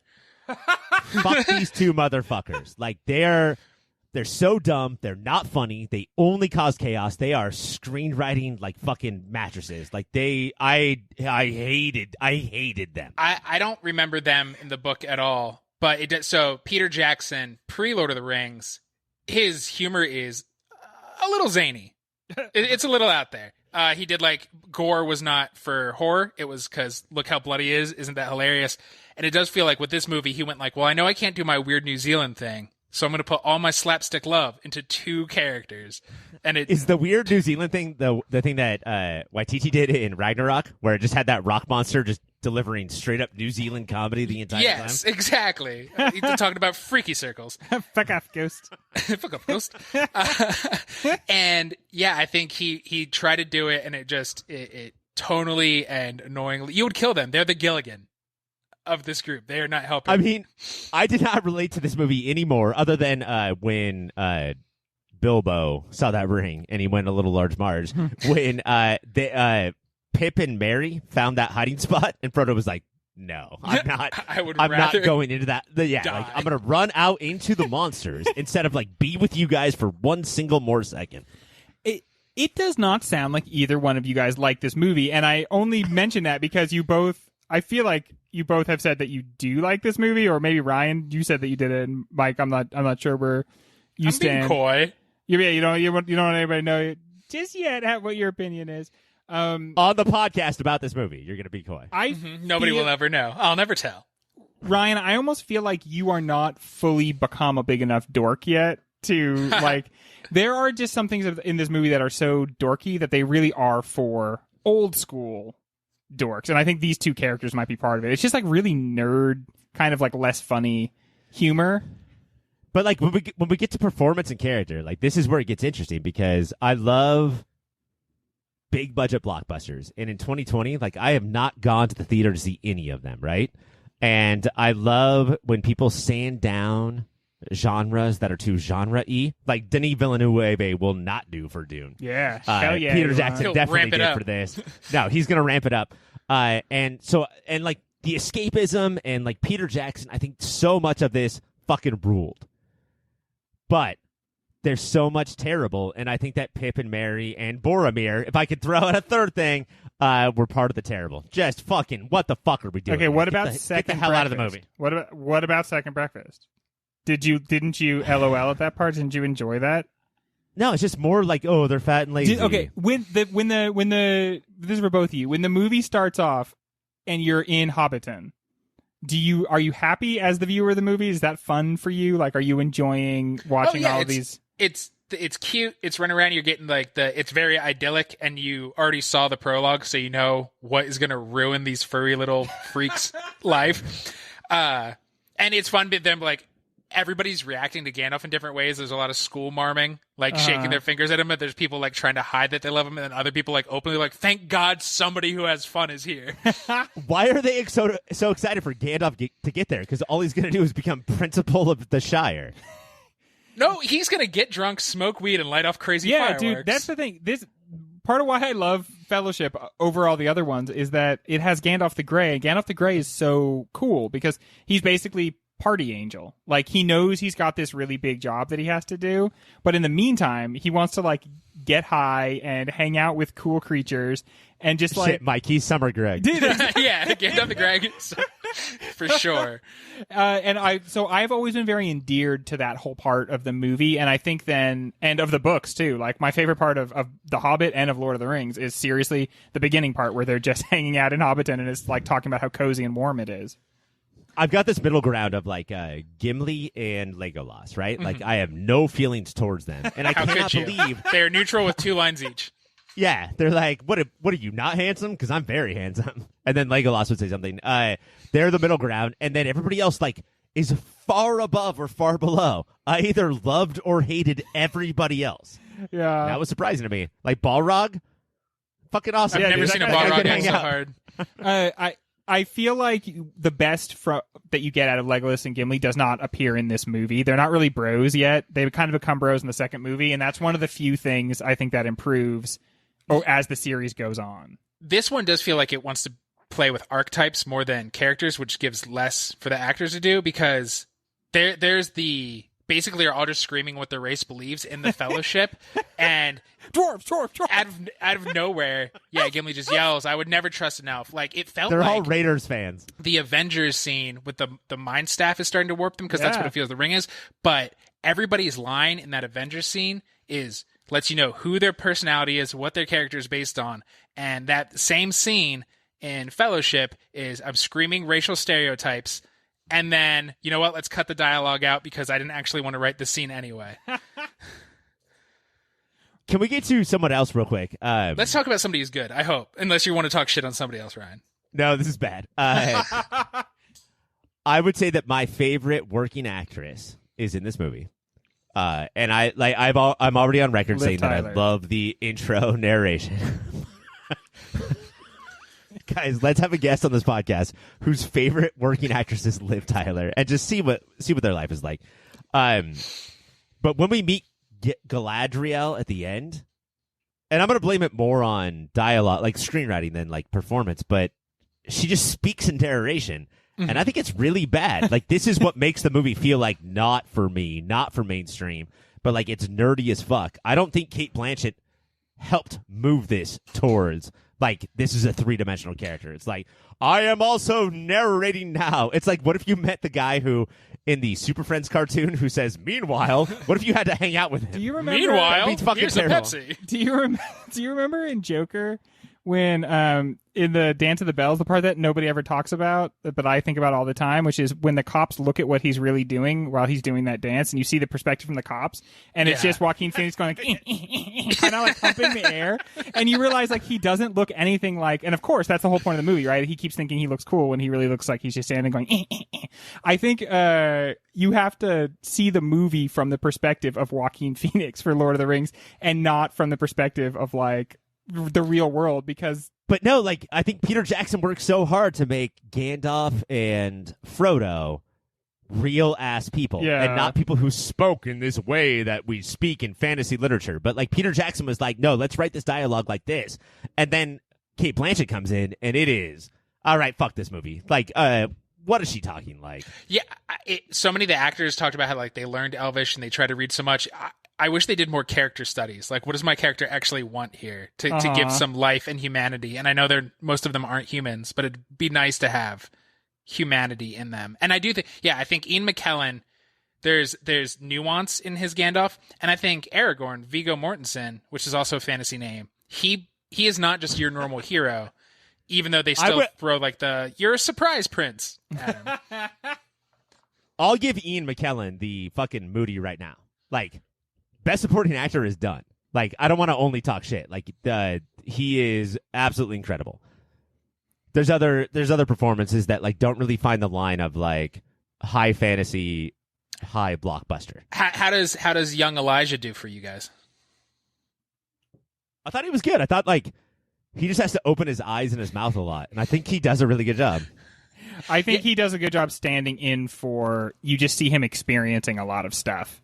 And so you see him experiencing joy early on, and then you see him experiencing worry, and then you see him experiencing really the first of his burden. It's interesting because this movie reminds me a lot of like the first 3 weeks we were in Quar. We were all like, we know what this is like. We can do this. This movie, he thinks he's suffering. Like, bro, you got 2 more full movies of just walking on jagged rocks. Like, this isn't even bad yet. The other thing that I think the entire group does a really good job of, maybe even better than like the MCU 9 in Endgame, is the green screen stuff. Like, you could still sort of feel like Chris Pratt or Chris Evans being like, "Oh, I'm punching someone," and they all of these 9 really feel dedicated to the fact that like they're on screen together, even though they're not. Like they're really into it, and I think that does have a lot to do with the fact that like. I bet there was like campouts and hangouts and bar nights. There was a lot of stuff where like these people broke the fuck out. Well, yeah, they all got tattoos. The 9 of them, and then Peter Jackson all got the number 9 in Elvish, and he got 10. Like, so yeah, you don't do that with people you sort of just went to work with. And that's what's I think part of what happens in between these movies and then The Hobbit, because they had to make The Hobbit, and it was not like a go on location and hang out and everyone get to know each other. It was nobody is friends on this movie. Nobody that's like making this movie wants to make this movie, and we're all Let's make that fucking money. Yeah, and we're all going to stand inside this green rectangle at different times, and then they'll make a movie out of it like at the end, and it feels soulless. And you can feel that like if you watch or if you film or you talk to people coming out of the theater, like Lord of the Rings as opposed to The Hobbit, like that. It's the same thing. Yeah. Everybody was like, man, I'm one with that movie, and I feel like I hung out with that movie, and then people coming out of The Hobbit was like, fuck, what movie did I watch? I seriously cannot Instantly. remember. I feel like I watched the last part of that video game show from Nick, where they would stand in front of the green screen. Nick Arcade. Yeah. Gentlemen, that is all the time we have for normal questions. When we come back, speed round. TasteBudz, we already talked about how hobbits are innocence and the Shire is comfort, and the outside Shire is scary. And even though the hobbits drink a lot, the adult humans drink in a scary way, not the fun Hobbit way. How does this movie work as a coming-of-age tale? I actually think it works pretty good on its own because, like we have to move on to more 2001 movies, and we can't do Two Towers or Return of the King. And I think this is basically a high school movie. I think the way that it breaks down is basically like you have all these friends and they mean the world to you, and then they're all going to peel off or die, and then you're going to be left with your one true love. And I think it actually does kind of work like that. If they just go on, if Sam and Frodo just move on from that, like, isn't that how every high school movie sort of works out? But then it's like really like it becomes like the high school movie Superbad, because when the series is over, they separate and they're both going to go marry ladies. Like, oh yeah, remember we talked about that we like ladies in the beginning? We're going to go marry those ladies now. What a tragic ending. I Just can't be wait with to each other. Kiss her on her lady mouth. That's what I like, right, Sam? And while he wipes puke from his mouth thinking about it. Was that the worst day of our lives, where the three of us married women on the same exact day at a 3-way wedding? Yeah. Best day of their life, worst day of ours. That's what everybody said. The awkward part was the way right at the end we all switched. I think that made everybody uncomfortable. Fire drill. We planned it, they did not. So, Sauron made the ring. Couldn't he have made it look good with his ensemble? Maybe there's like a little make something it dressy. It's he looks like this badass metal spiky guy, and then he has this gold ring that looks so out of place. He made it like a wedding ring. How about this shit? How about like do whatever you want to your hair and your dress, but let's have the jewelry a little bit basic. I really like that look. I think it works for him. Yeah, it makes the ring innocuous, and also I think it's pretty clearly supposed to be about the evil story about how one bro has to get married. Now he's gonna have this magic ring that's gonna fucking ruin everything. Here's the real question. The Lord of the Rings team has a bad guy named Sauron. The X-Men have a bad guy named Sauron. It's a fucking human pterodactyl. Yeah, dude. Who's scarier? Which Sauron is scarier? How bullshit is it to be like, okay, there's two bad guys in this movie. Check it out. One of them, Sauron. Second bad guy, Saruman. Come on. It feels like Tolkien showed up to the pitch meeting and forgot to name the second bad guy. And he's like, Saruman? And nobody This is my knows. 5-year-old daughter, Montana. This is my other one, Montanana. And nobody What- knows that he's also one of the bad guys. What are the things that make you get crazy Bilbo face when you see them? Greg, You too. double-decker course. tacos. You guys remember that? Yeah, you Is that like remember. is that a real thing? Double-decker taco? If I see nunchucks, I might be like, "Oh, you should probably give me those." And if you don't, my face is gonna go weird. Yeah, I don't know. When I like things, I think I usually have a big dopey grin on my face. So what thing would I have like a weird avarice like? See, that's what you feel, but that's not what me and Mike see. I'm gonna guess the last slice of pizza. Like me watching somebody else take the last slice of pizza, I probably have that face. Yes, you do have that face. Were you guys at all surprised that fan favorite book Lord Jim Ringley didn't make it into the movie? Yeah, dang. I mean, Lord Jim Ringley is such a big part of the books, and he's not even talked about in this. Do you mean Gym Coach Ringley, the guy who taught them all how to be action stars by putting them in gym class? Mm-hmm. Ryan, I have a question just for you. Do you think that Greg wrote a name just to see if I would read it because I don't know the books and this is not a real character? Because now that's what I'm worried about. Ryan, yes, I do. Jim Ringley. Greg, is that true? Yeah, it's supposed to sound like it's developing that you're going to talk about Tom Bombadil, which nobody would ever. I don't think anyone thinks Tom Bombadil should be. I in the think movie. Greg's a real Tom Script Bombadil. But imagine there's a guy in this movie named Lord Jim Ringley. It only saying it loud was I like, oh no, I've been had. Aragorn, go talk to Lord Jim Ringley. See what he's up to. Hey, you're on with Lord Jim Ringley. What can I do you for? Aragorn, how you doing, bud? So wait, the only time you can talk to this Lord or King is to call him on his radio show? Yeah, he's hard to get a hold of. Every character, I just make a guy that has a radio show. Well- Because that's analogous to what I'm doing at the moment. Lord Jim Ringley, long-time listener, first-time caller. I'm Aragorn, bye. Yeah, If you have a question for Lord Jim Ringley, just give me a Lord Jim Ringley. get them rings, y'all. What does the film have to say about destiny? That if your parents are important or your children will be important, then you're going to be important. And if not, then it's not Ryan Johnson. Let's put it that way. Because all of the fellowship comes from some sort of powerful line? I think so. Yeah, right? Yeah, I mean, it's very much the story of Aragorn's whole thing is that he is more divine than other people. He comes from a better brand of person. But they don't say that in this movie, do they? That he's Oh, not yeah, real no, for human? sure. They say 'Cause he's watch- the secret king, but they don't say he's a different kind of human, do they? I guess. But according to this movie, Boromir is like, fuck this white guy. He's a piece of shit. And then somebody's like, oh, he's this person. At And least- Boromir takes a knee. And he's like, oh, my God. His pictures have been on my wall from the time I was a child. At least in the book, everyone who is a ranger is part of the that's not like a profession. It's like you are Numenorian. You are so interesting. just by but it's that's what's hard when you have a movie when you have a book with this much world building. Right. Who's to say what counts for in the movie? It's hard to imagine that something that is never talked about in the movie can influence it one way or another, right? Yeah, speaking of world building, halfway through the movie, they're like, well, you're the secret king of Gondor. Would it have helped in that too long prologue if they had said, and there's a secret king? Because it's one of those things that none of you knew, but yeah, I didn't.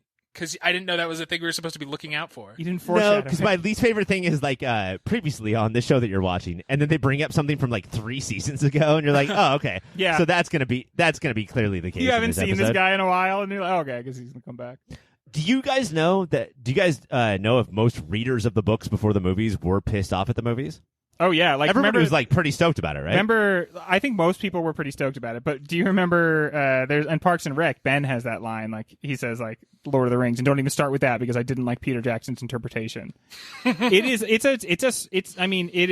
taking something that is kind of very relaxed and making it into an action movie. So I think there's a lot of people who were like, you dialed up a lot of the dumb parts of this to 11, and then didn't capture the spirit of the rest of it.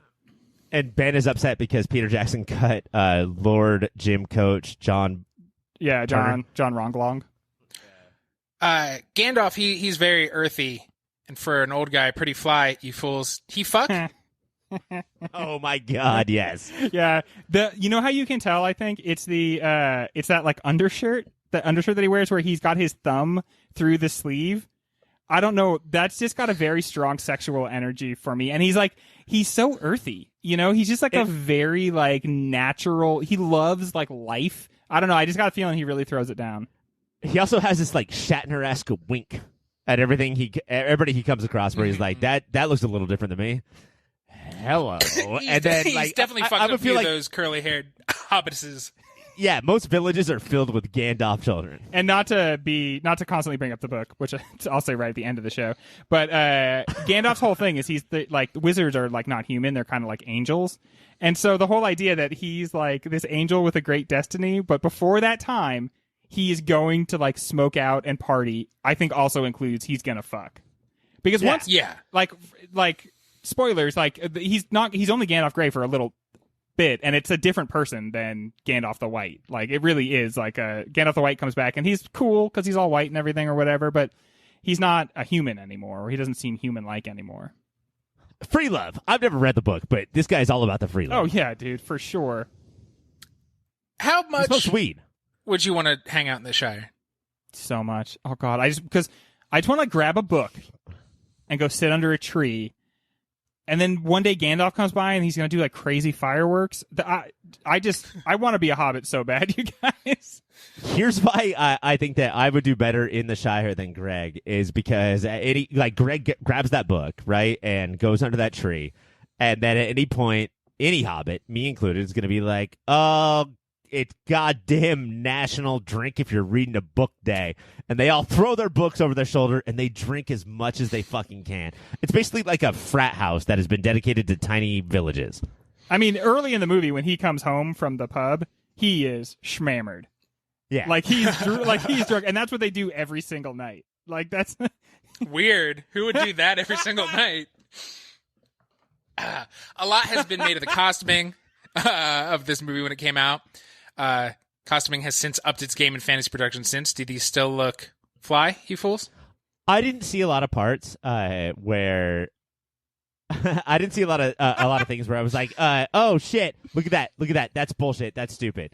You know, I think that they did a good job, and I read that like they had a oven cooking at all times, just create parts. The ears? Yeah, like ears Oh, wow. and legs and shoulder blades and whatever you needed. Oh yeah, remember was like those creepy crawly things? Like they used to They sell like those. invented 3D printers. Yeah. And just like started pumping them out. They're like, I think that the last 20 minutes are probably the worst because it's the least CGI and it's the most like, what do you call it? LARPing.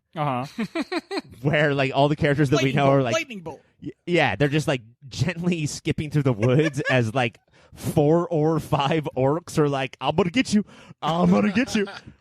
But other than that, no, I thought they did a pretty good job. The first book ends with the death of Gandalf, and then the second book starts with the death of Boromir. And he changed that. That's an interesting idea. I mean, for a movie that feels like it ends at a really weird point, it might make more sense if like fuck Gandalf died, and then it's like roll credits. Yeah, the big thing is Sam and Frodo leaving. Yeah, right? Yeah, that's true. And so you need to see the Fellowship broken. Between Gandalf and Sam and Frodo, those are 2 big points. But to have in between that Boromir being like, I was a dick bag, but I love you all, like that really sucked the breath out of the movie. Yeah.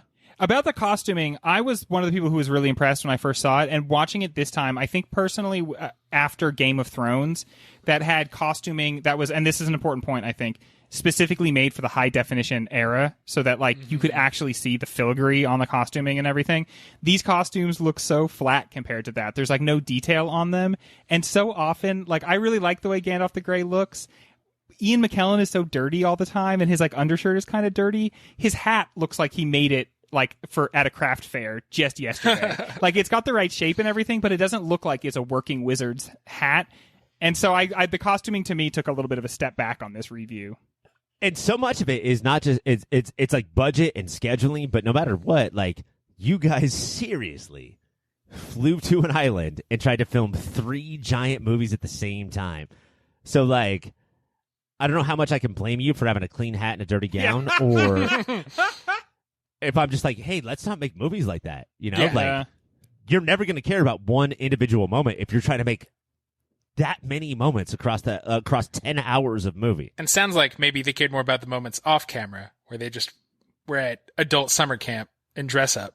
Do you think that it was LARPing the whole time? The true adventure was their friendship? Because that fucking sucks, because I didn't get to see any of that. Yeah. I want the true adventure to be the movie, idiots. And also, we trademarked that for the Movie of the Year podcast. Yeah. So they cannot use that.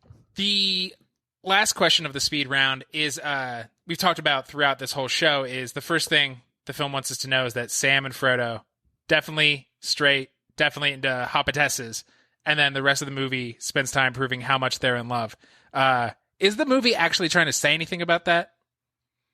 That's a good question, because I wonder if they could be seen as, like, adventurous bisexuals.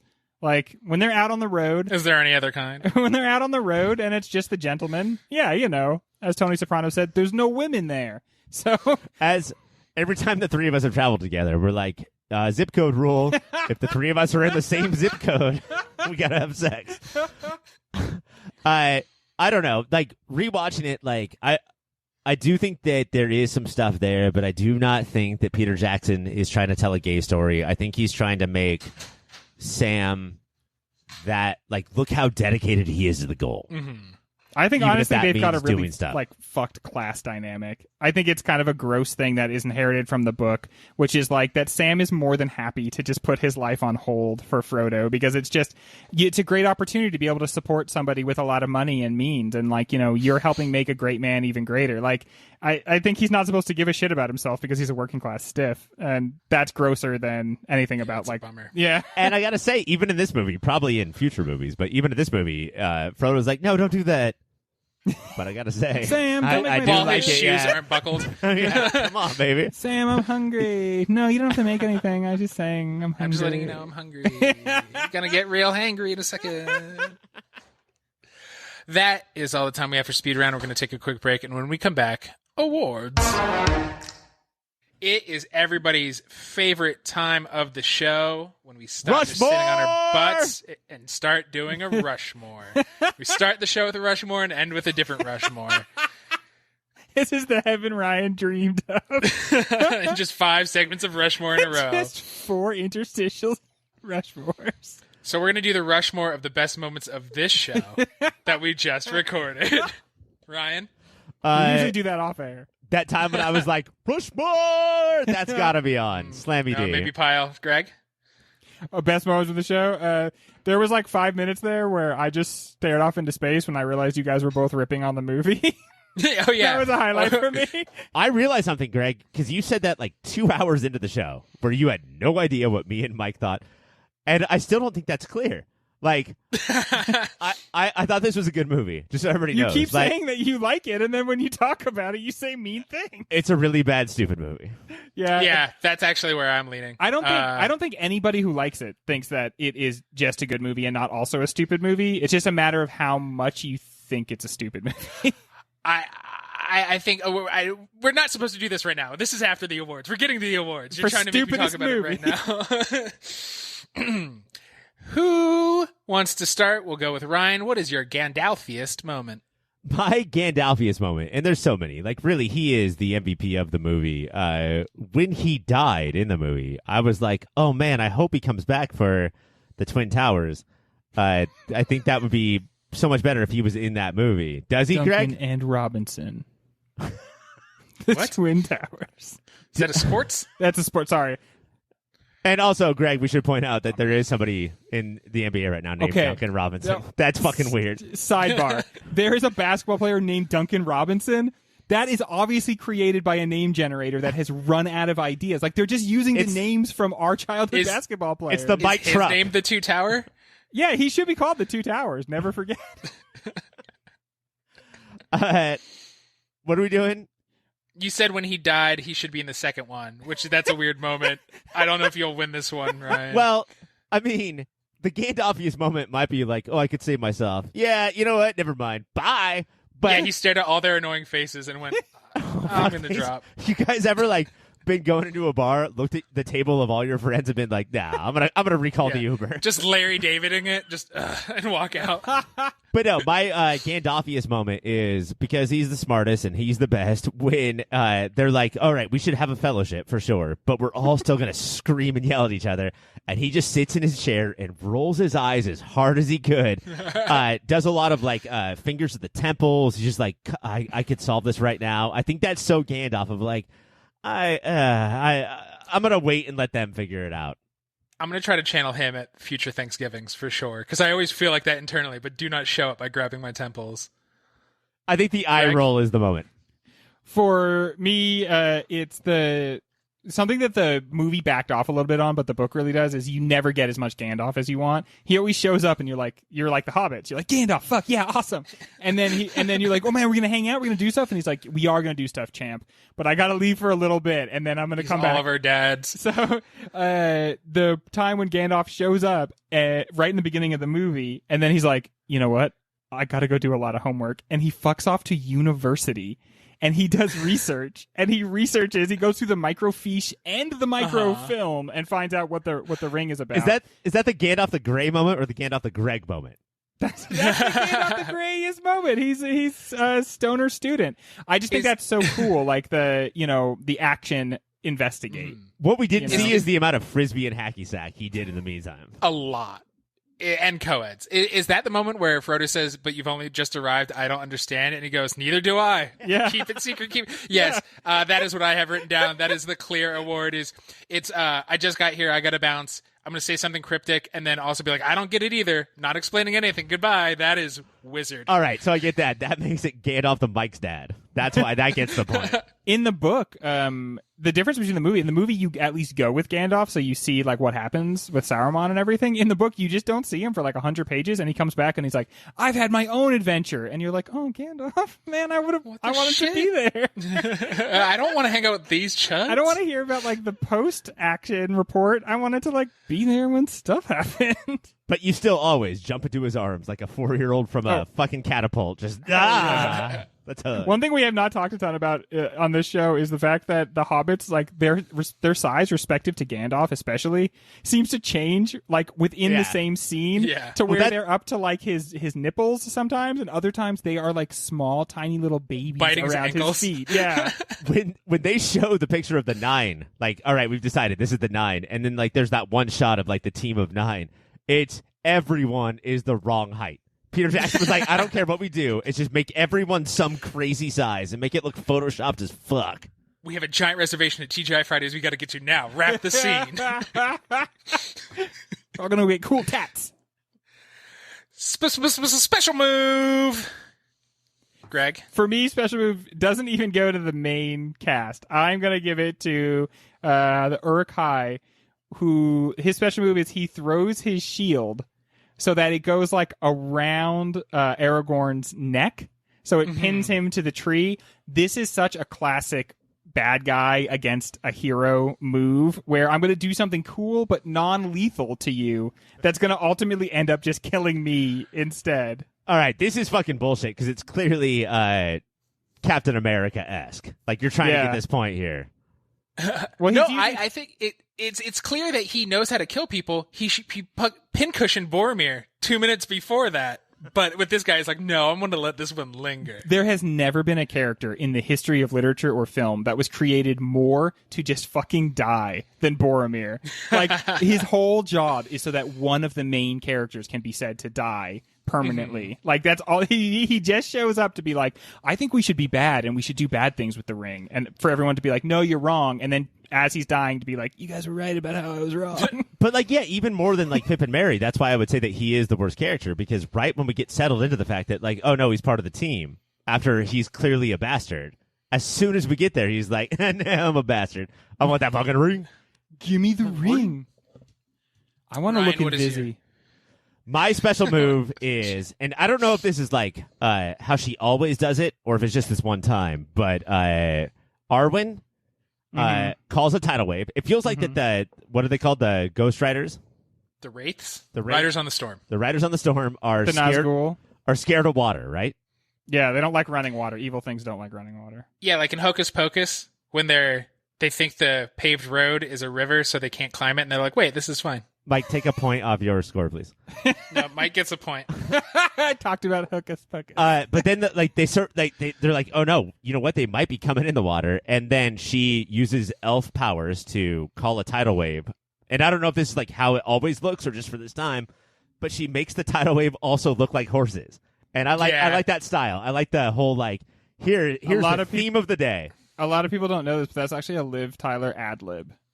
Yeah, they didn't plan that. She's. I think all the elves are perfect casting because none of them seem human. Like Hugo Weaving has that arrogance of an elf. Liv Tyler and Kate Blanchett have never been hotter than ethereal. That's the only word they can describe. Liv Tyler especially just glows. Honestly, wouldn't you elf awareness? If you weren't honestly, if you're not going to die, wouldn't you get stabbed so that Liv Tyler could bring you back to health? Hell yeah. Right? That's living, man. I got to ride on a horse with her for a while. Cool. This is headcanon stuff, but I always like to imagine, Ryan, that that's not something she can do so much as she could do it that one time and she just used the ability. She kind of looks like a little staggered after that. I've always Tolkien, you only got so much magic in this world.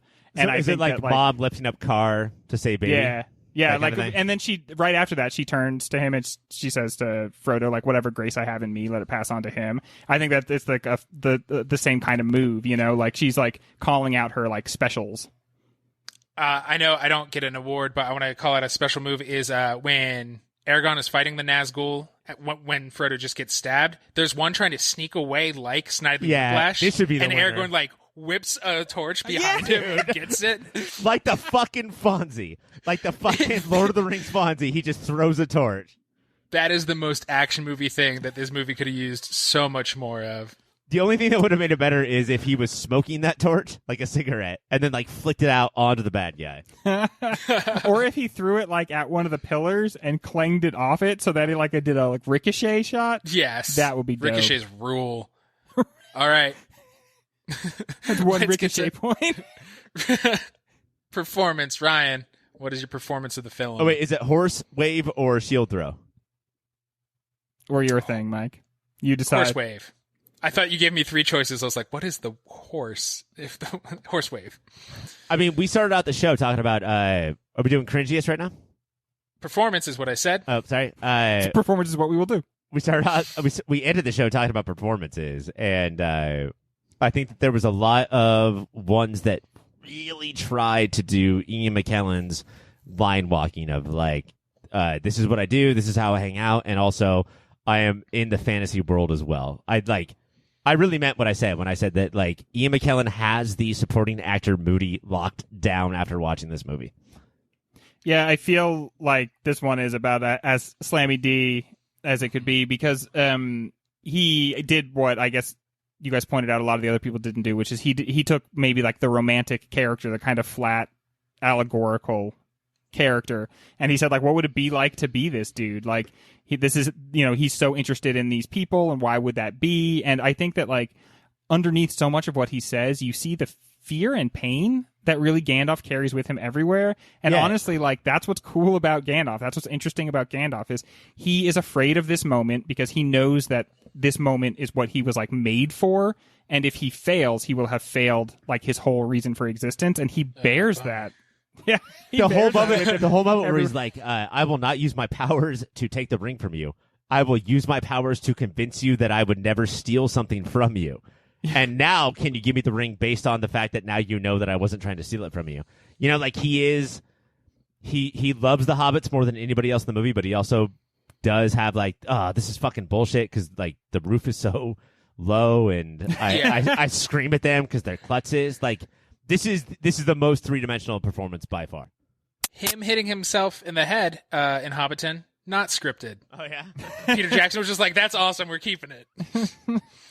I do want to give Liv Tyler a shout-out, not just because she's a real-life elf that they found, but I do think she also does the high fantasy and makes it human. There's so many times where relationships don't really matter, and the movie doesn't care about her and Strider that much, but it really feels like she does in the little time they get. Yeah. Is that because of this movie or all three movies? Because I feel I'm just saying this one. I didn't see the third one, and do not remember Two Towers. Watching this movie, I feel like that Liv Tyler has a lot to do later, but I wish this one movie gave her more to do, For sure, I think because it's pound for pound performance, she does not have a lot to do, but I think she uses every minute of it. Yeah, I got to give it up to she comes in and she's and Aragorn is Frodo's important, and she's I will do whatever it takes and I will cry right now. That.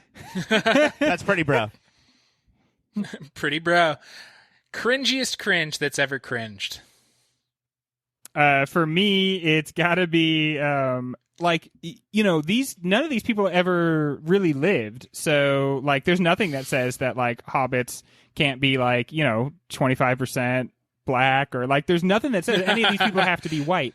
Everybody is white, and then the second they're like, okay, time to introduce the baddest of all bad guys, it is somebody with like pitch black skin who basically only grunts.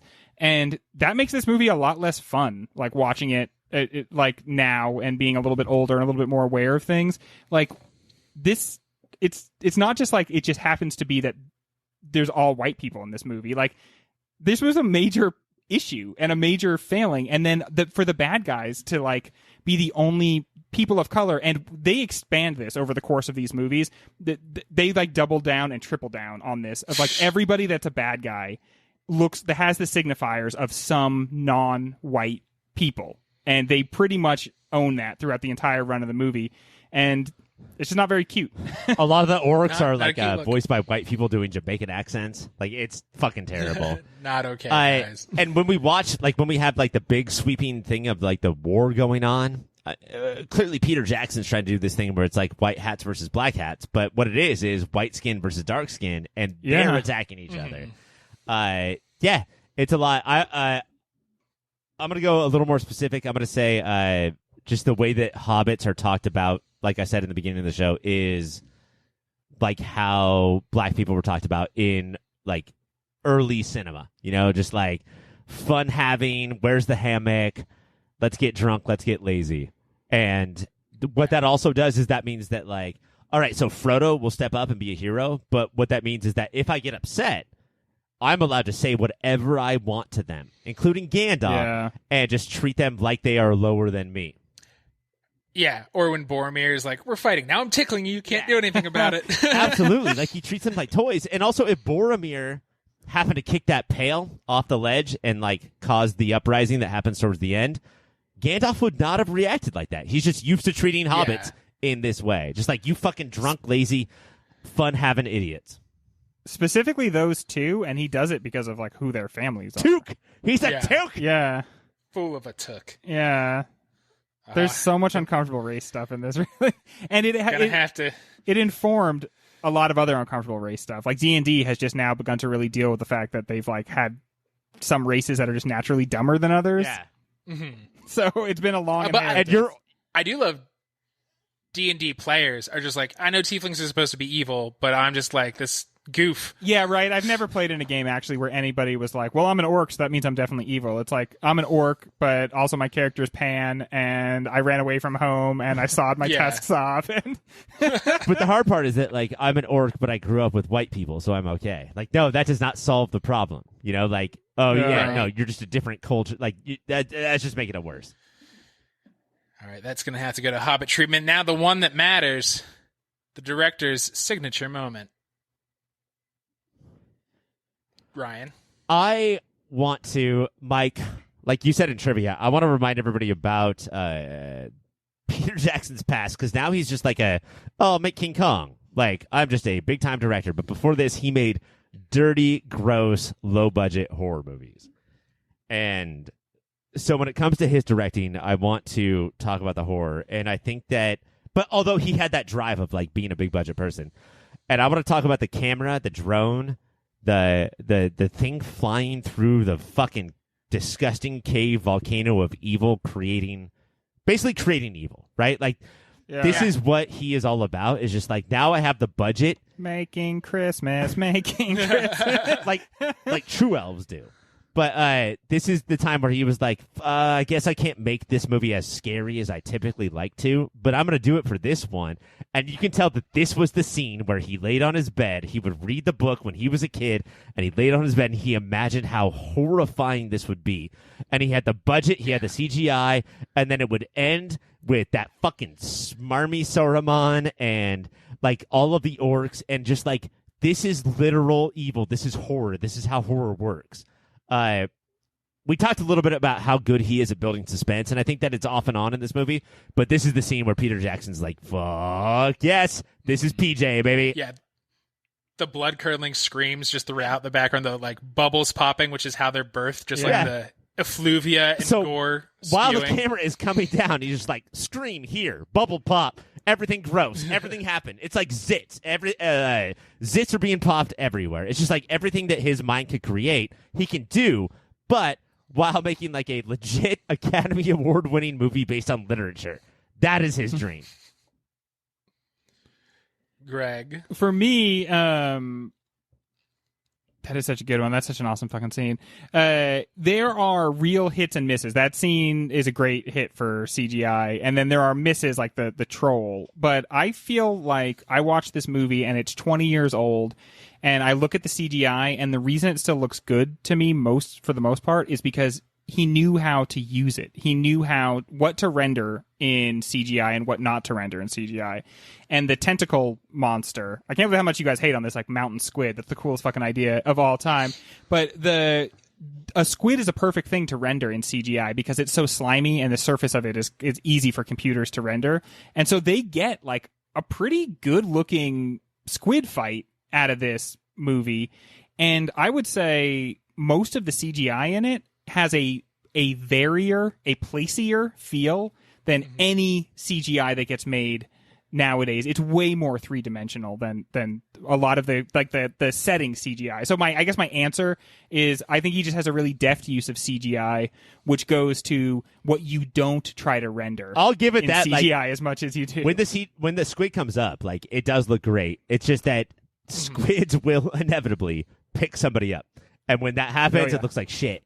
Before that happens, it looks better than like when they're walking through the halls of some clearly CGI location. The squid looks good, but then like, oh yeah, the one part where they're like, oh look, and it's supposed to be like majestic, and it's just like all these dark pillars, and you're like, why didn't you turn a light on? Why did you waste so much time here? Pillars I've ever seen in my entire life. I've always thought about that shot. They must have like been like, and then we're gonna have a great shot here, and then they just didn't have time to put it together. Because that's what it feels like. Why is a whole room full of pillars like cool? There were so many times where they were like, the sightlines in there suck. They were like kayaking down a river, and nobody said, "Look at this shit." But then the camera would move up, and I'd be like, "Look at this shit! How is nobody looking at this shit?" But then everybody, look at this shit. There's other times where they're walking through pillars, and they're like, "Look at this." And I'm like, "Yes, I have seen pillars before." I think they pillars, bro. Thought of that shot maybe as being like the inside of a mountain, and you see like glittering like gold everywhere, and you see like cool statues. And I doubt they thought it was going to be a big empty room full of pillars. It looked like a warehouse or something. It looked like the bottom floor of the World Trade Center or something, just like a huge bunch of pillars that hold up something. That's not cool. Foreshadowing to the two towers. Yeah. You're right. I like it. Yeah, I think I'm gonna have to give that one to his horror background. And that's also what I wrote down if I could do awards. So that's it. Ryan, do you have the awards ready? I do. So for special move, it's Arwen's horse wave. For Gandalfius moment, it's neither do I, and then just splitting. Cringiest moment is how they treat hobbits. Director's special move is the camera down the York Cave. And then performance of the year, pound for pound performance is Ian McKellen. That was a tie. What else are you going to pick? What else are you going to pick? It has to be that. I don't need to take it to a break. We can just go right into the end, right? You're the host, man. You're the host. You guys just want to rip off this Band-Aid to find out who won? Let's do it. Rip it off.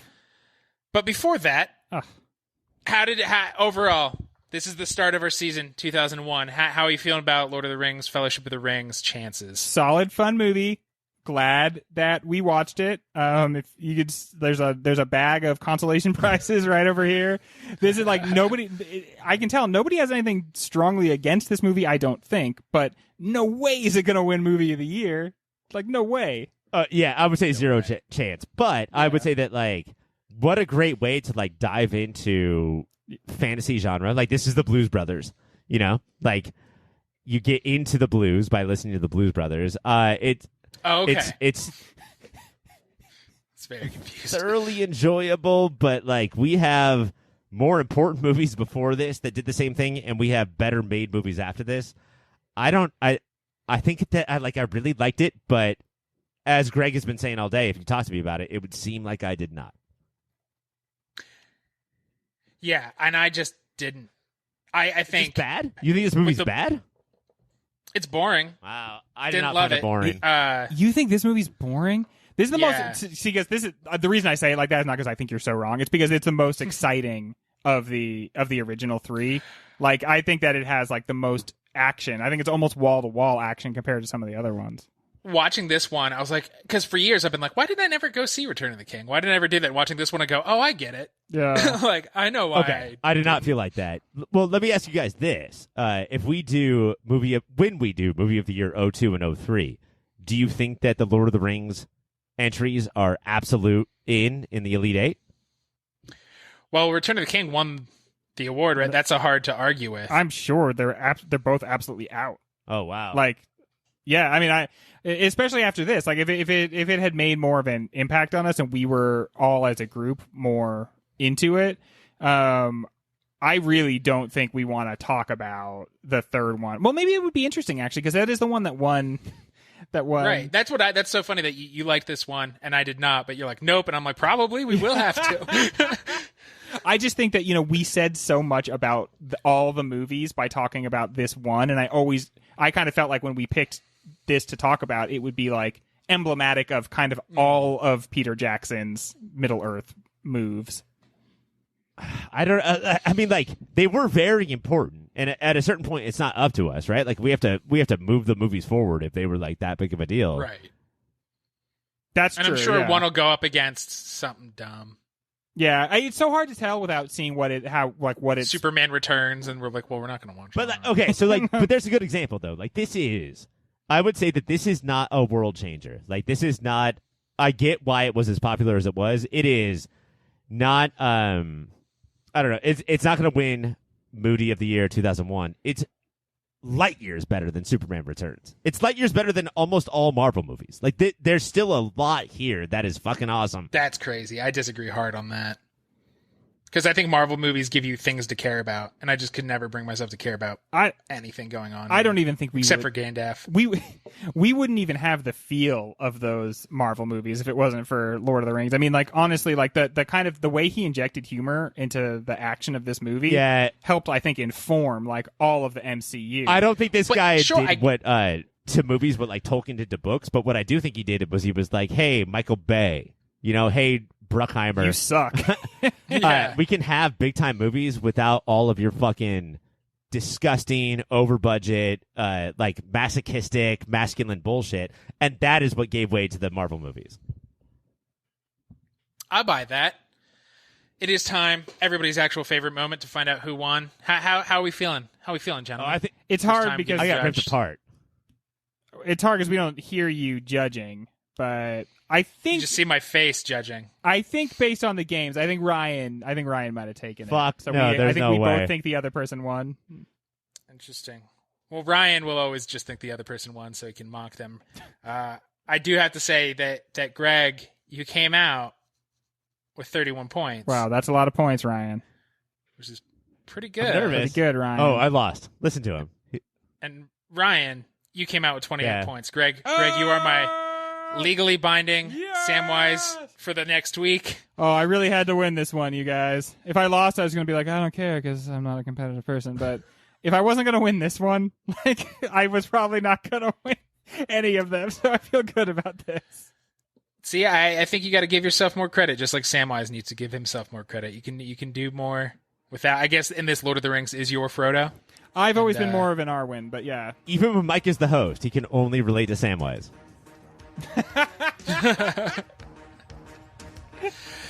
That is the show. Next week we are talking about Spirited Away. Hell yeah. Very excited for that. You know what? Until then, just keep watching those movies.